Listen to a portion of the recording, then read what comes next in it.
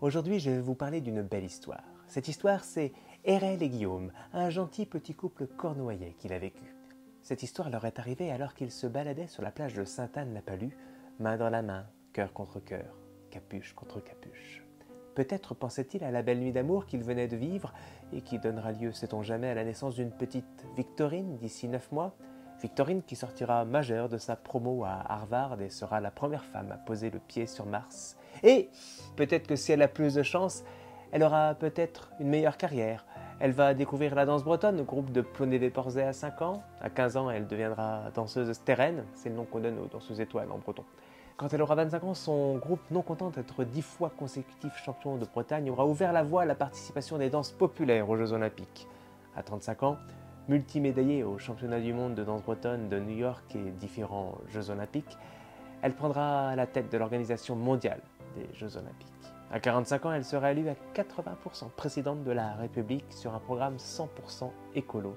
À 55 ans, la Nations Unies lui décernera le titre de reine du monde.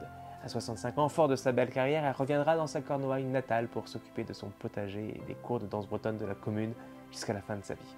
Voilà, peut-être que Hérelle et Guillaume pensaient à cette belle nuit d'amour qui, avouons-le, avait plus de chances de ne rien donner, mais peut-être pensaient-ils au pardon de jadis qui voyait débarquer tous les ans des milliers de croyants de toute la Cornouaille pour rendre grâce à Sainte-Anne, la priant d'exaucer leurs prières et leur pardonner leurs péchés, avant d'aller ragoter sur la voisine qui n'a pas donné. Non, mais t'as vu, je te dis qu'elle n'a pas donné. Non, mais c'est une vraie grippe-sauce, celle-là. Tiens, je suis sûr qu'elle vole à la boulangerie. Je l'ai vue l'autre jour. Et puis tu sais quoi? Elle bat son mari, j'en suis sûr. Bah, à ton avis, qui c'est qui voudra rester avec une vipère comme ça? C'est pas des ongles qu'elle a, c'est carrément des râteaux. Et pendant qu'on en parle, tu as déjà parlé à la Marie, là? On dirait qu'elle a mangé directement dans les égouts tellement qu'elle pue de la gueule. Oui, peut-être pensait-elle à ce vieux pardon où les sonneurs et les porteurs de drapeaux arboraient fièrement les couleurs de leur paroisse. Alors qu'ils étaient perdus dans leurs pensées, Hérelle aperçut, enfoui dans le sable, un rocher gris, vert et scintillant. Elle s'approcha, curieuse et intriguée. Oui, je sais, ça veut dire la même chose, mais c'est moi qui écris, je sais ce que je veux.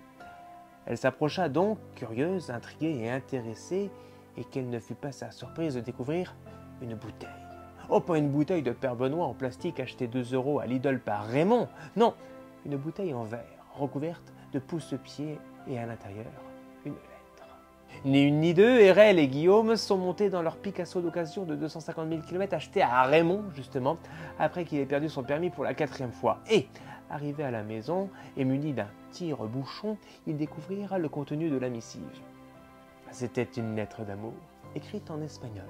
Je dirais donc, d'après moi, qu'elle venait d'Espagne. D'autant plus que le bouchon indiquait « Bodegas Navarras », ce qui signifie, comme chacun le sait, les Navages font de beaux dégâts. L'auteur de cette lettre l'a même signée « Hollander errante », autrement dit, le Hollandais volant. Il n'y a donc plus aucun doute, cette lettre d'amour a été écrite par Johnny Depp pour reconquérir Vanessa Paradiso. De quoi parle-t-elle? Vous entends-je déjà penser derrière vos écouteurs? Eh bien, voici des extraits. Déjà, l'entête. Ah, mon grand amour secret. Ah bah déjà, ça commence bien. Le mec, il envoie une lettre dans une bouteille sans adresse et la meuf n'est même pas au courant qu'il la kiffe.